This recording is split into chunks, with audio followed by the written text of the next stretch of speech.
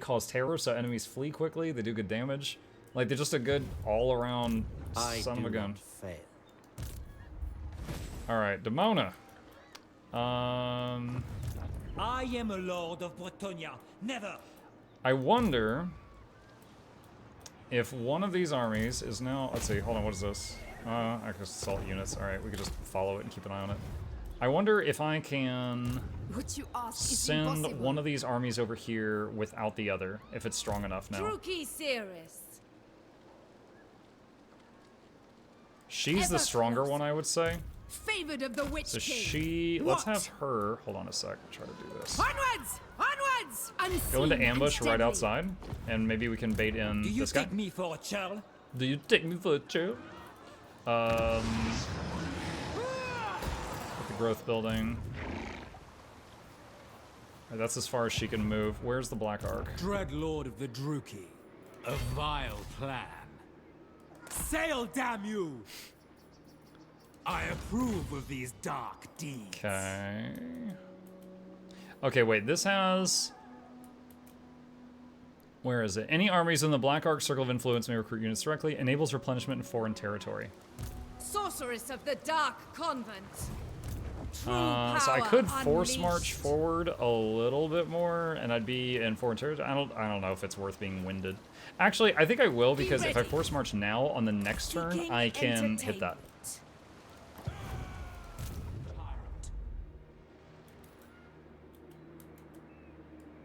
Plotting a course. Bringing him on over here. Mr. Tato. And... Let's see. Still... Wait, what? Why can't he do it? Oh, he needs to be in the other stance. Dang it. Okay.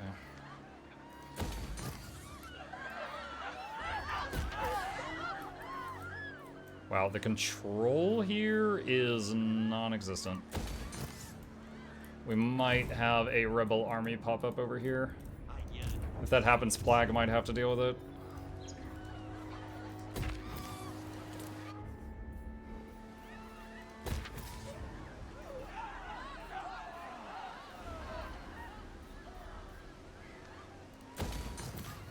What else does that do? Army ability, Shadows of Anlek to the armies in region. A breath attack. Improved tower projectiles, bolt throwers. Imminent rebellion. Yeah, well, actually, if it happens right here next to Plague, that would be great, because then they could just instantly deal with it. Alright. Don't accept slaves to low control areas and have more in areas to control. Wait, what? To fix some of your control issues, you can start managing the slave population more. It also helps optimize income. It sounds like... Okay, hold on. It sounds like the context of what you're saying is if you have a higher amount of slaves, you lose control. I knew you could spend them on control. I didn't know having more had a negative effect, if that's what you're saying.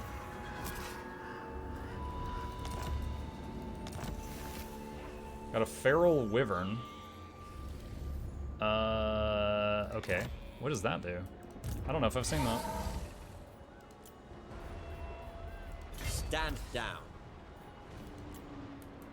Okay, hold on. You These will guys. taste the righteous retribution of the sons of Sig.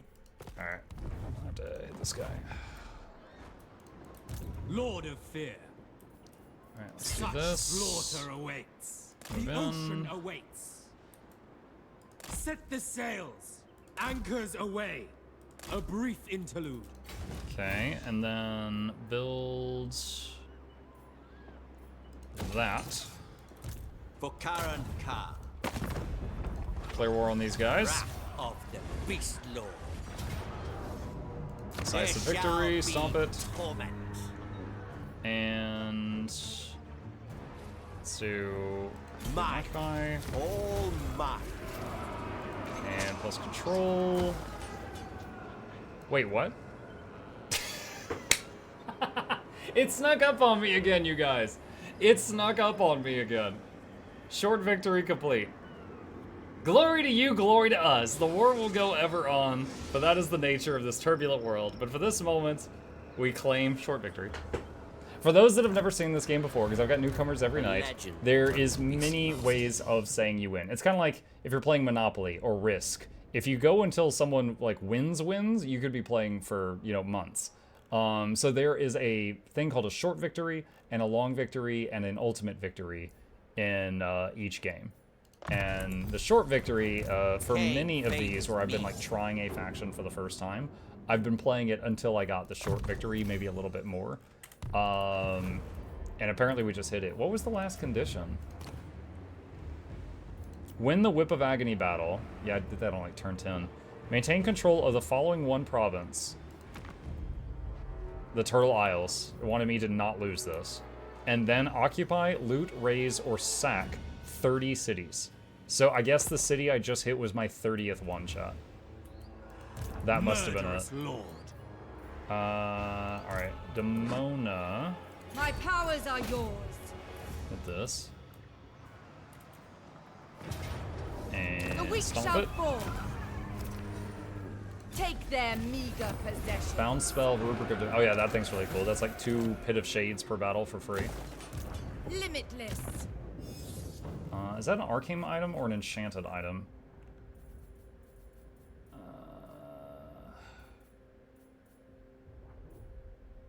That's a enchanted item. Okay. What is the Cloak of Twilight? Holy crap, that is a lot of cool stuff. Alright, and then she... That's... Okay. These guys ran away, I guess. Wait. Why can't I see the rats anymore? I offer you depravity. What? Clan Pestilence. Yo, I thought we were homies. What happened? Eyes fool you. I can see your soul, and it is awake. Okay, that's just rude.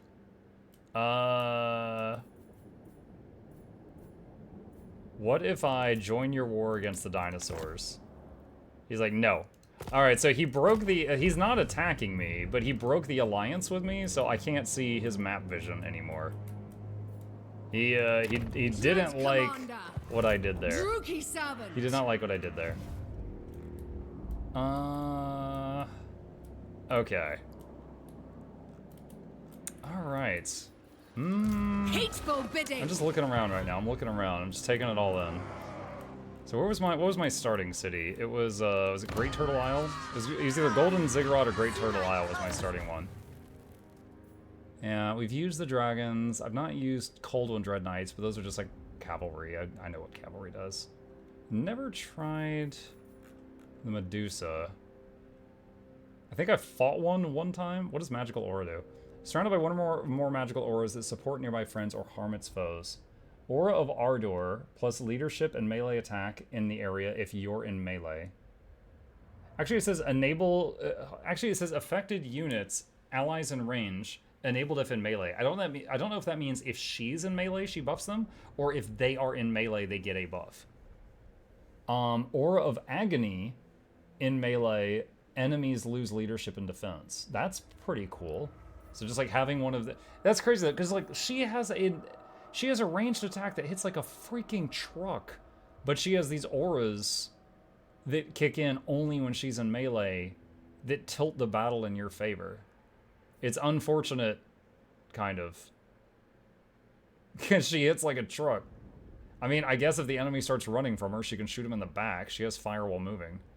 I wonder what she shoots. Like just lasers out of her eyes, or if she's just had like a crossbow or something. Alright, so other than that, we got to try, I think, pretty much all the units. She can shoot while being in melee. Really? I don't know if I've seen anything that can shoot while it's being in melee. Like, usually you can stop an enemy who's ranged by shooting just by putting something on them in melee. Get at me, Ed. Yeah, she's done for turn. Okay. Alright, I think I'm ready to review. So, the Dark Elves. The Dark Elves. I could keep playing this easily. I don't think I wish to. I'm more interested in moving on to the next thing and then dragging this one out. Let's talk about how I felt about him. So this is my first time playing the Dark Elves. I ended up choosing the Beastmaster guy because I was like, oh, that just sounds cool. He gets like T-Rexes and dragons and stuff like that. So I'm going to try Rakarth. So we tried Rakarth. So first off, let's talk about Rakarth as the Legendary Lord. He's all right.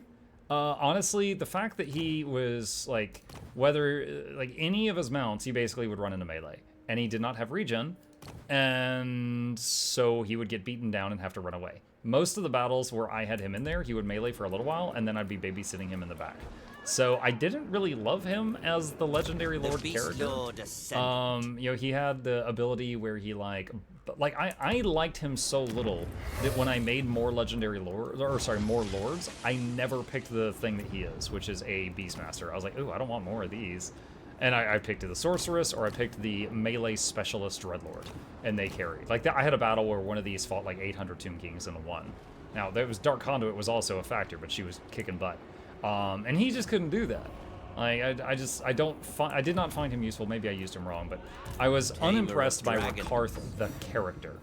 Now, Rakarth's faction involved the ability to capture beasts and then use them from the monster pen.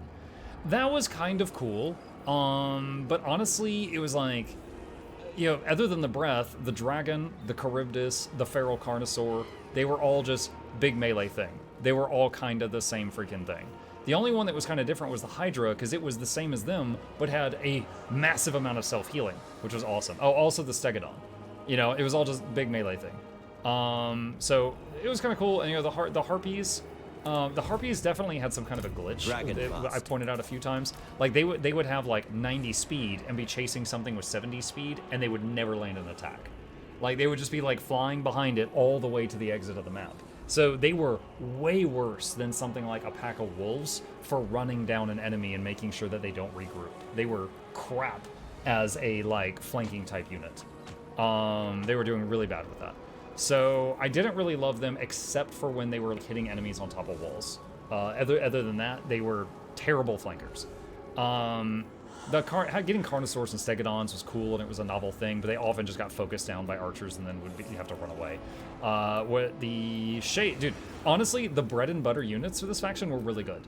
Bleak swords in front, holding up the shields, and shielded dark shards behind them that also had shields, but could shoot over the front row guys with arcing crossbow shots. That was so good. It took so little time to set up the army lines, like literally just line of melee, line of range. That's it. I didn't have to do the chevrons. Dude, setting up the chevrons took so much time when I played the dwarves. They were good, they were effective, but it was such a time sink doing that every single fight. So it was cool not having to worry about that. The other lords. The other lords were awesome. The melee specialist lord was kicking ass. The caster lord, I'm fond of beast magic because it has no friendly fire when you use the bird spell, and it carried me in many fights just spamming birds on the enemy over and over and over. You can get a little bit more damage. You can get more damage if you have something that has no cap on attacking, but the bird spell was great. So I liked the lords. I liked the heroes. They were all fine. The units, the bread and butter units were pretty good. I felt like I really didn't have much to look forward to. Like the higher level units were all just basically versions of the same thing I already had. So that was kind of whatever.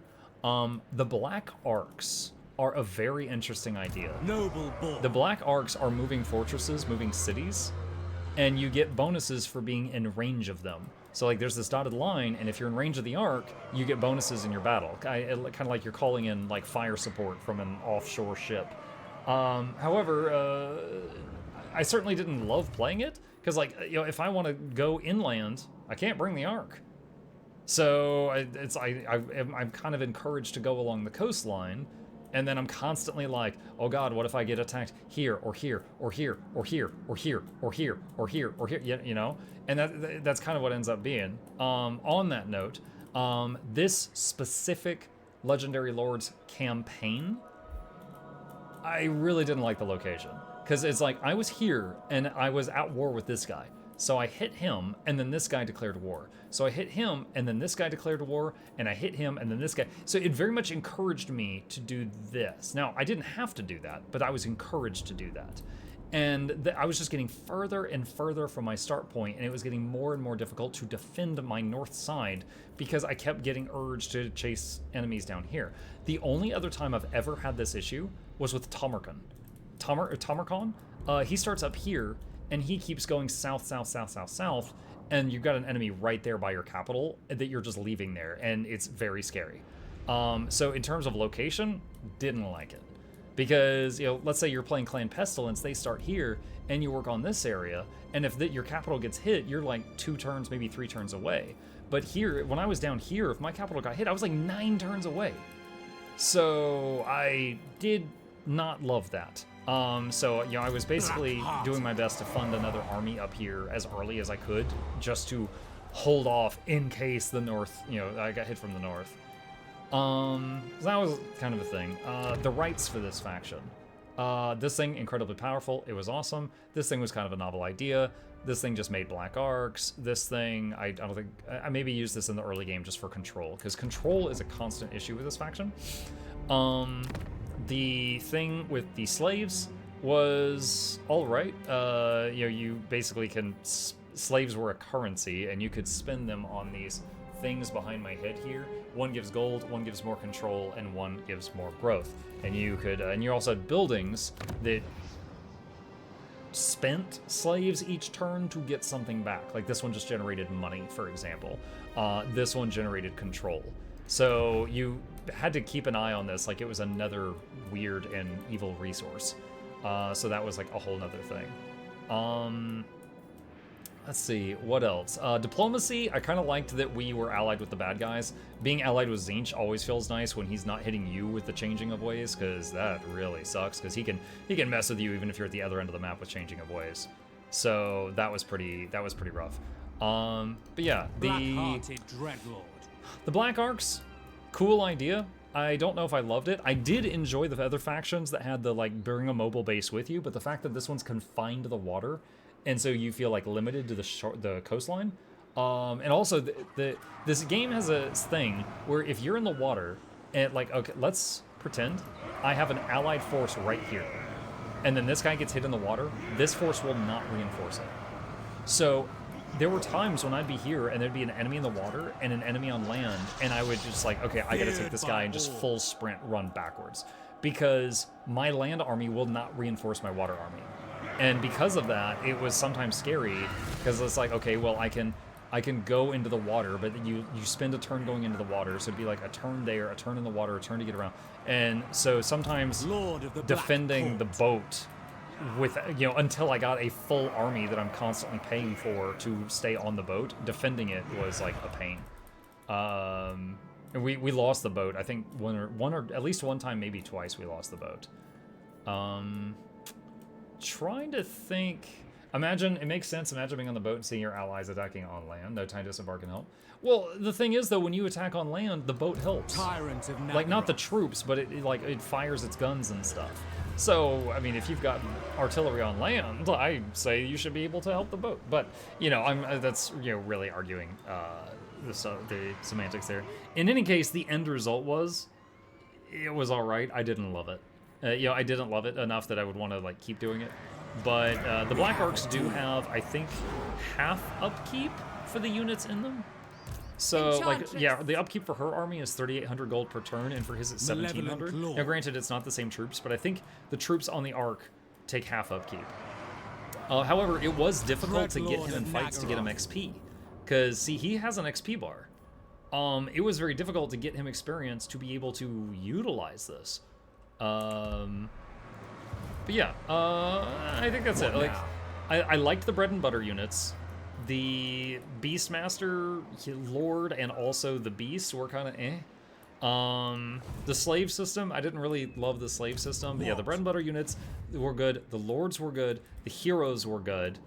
The campaign for this specific Lord, I did not like, just because I kept having to, like, yeah. If anything, I would prefer, like, where you kind of spiral outward, so you've got like your inner areas are pretty safe. But this was just like a long, thin line of feeling vulnerable. I felt really scared like that whole time, but it was pretty neat. Yeah, I didn't hate it. But I would say it was very, like, middle ground for me. Like, because there were some things I really liked about it. The Lords, the Heroes, the bread and butter units I really liked. And there were some things I didn't like so much. So I would say, like, among all the factions I've played, this one, if like, on a scale of 0 to 10, if 10 is loved it and 0 is, like, hated it, and 5 is just kind of like, I don't care, if, like, 5 is indifference, I would say this was maybe a 6. Maybe a 6.5. And again, that's like on my scale of 1 to 10, like, or 0 to 10, 5 is like I don't care, like I have no opinion. So this is just like I liked it a little. That's it. Knowing will make campaigns easier. Oh, absolutely, absolutely. Like there was like now I know how the arcs work. I didn't know that their ballistas had 2 firing modes until someone in chat told me. That was really neat. The thing is, there's other Dark Elves too. Like, I know the Dark Elf lady that's over here somewhere, she spreads Slanesh corruption. I don't fully understand why, but I know she does. So I know she spreads corruption because I fought her before. And I know the guy over by Cathay has the regeneration, and he's like a melee powerhouse, the guy that with like the squid mask. The others, I don't think I know much about any of the other ones. I mean, how to avoid dragged in one directions. If you want to know how to avoid it, yeah, sure. I mean, I know I could have just not done that. I could have just attacked to the north if I wanted to. But yeah, go for it, Cerrone. Yeah, hit me with that information. Warhammer tomorrow, Muck. I am hoping High Elves next. I haven't played High Elves yet either. That is true. Let's see. I'm just waiting a minute to see what Cerrone says. Oh, what is this thing? There's so much like lore and stuff on the map here. A lot of waterfall. Crazy. Basically, conquer one city. You don't want build a recruit building and then trade it for peace. Oh, yeah, okay, yeah. I gotcha. But so you're saying like this was Tomb Kings. You're saying like take a city, trade it to him for peace, and then double back, which takes like that would still take like okay. Let's say I wanted to fight Cathay. I come down here, hit the city, sell it to him, and then it's still like 1, 2, 3, 4 turns to get back up here to fight Cathay. So there's still a loss of time, right? And that might be unavoidable, but it's still something that makes me just like, ugh, you know? Just don't love it. Get some Tyrion up in here tomorrow. Tomb King mommy. Wait, I thought everyone hates her. Everyone told me that that she's like really bad. Yeah, I need to learn those. Black arcs do not increase supply lines. I kind of figured they did not, but it's good to hear it. Thing is though that they can only help in the water. So far, if you had to choose one faction to take over the whole map, who would you choose? Probs. A vile plan. Hold on, can he hit that city? I'm actually curious. Probs Skaven? Pirate victory listed. That's We will make them bleed. Their meager wealth is mine. Cruel and deadly. yeah, so I guess once you can get a black arc up, you can have it going around to. Oh, look at that. So yeah, you can have the arcs handle the water areas. But I would say, okay, the only ones I finished the game with was I beat one with Tzeentch. It was the Changeling. And I beat one with the Warriors of Chaos, but I was playing Village, which is the Warrior of Chaos that uses Tzeentch magic. So really like Tzeentch mechanics. The Skaven are a lot of fun. I've really enjoyed both types of vampires, probably the Counts more than the Coast. I've enjoyed the Wood Elves, specifically the Dryads, Dryka's faction, which is, they are constantly hurting for money, but it's a fun faction to play.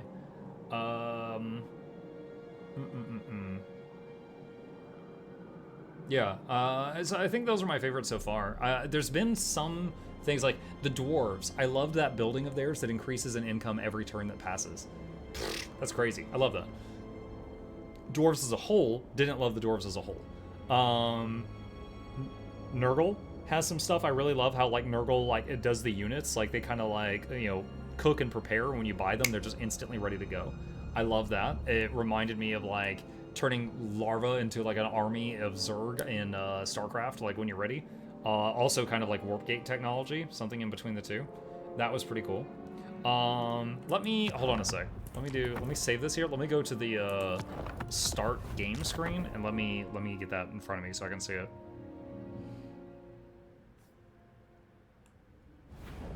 All right, so if I did new, I am Prince and Emperor.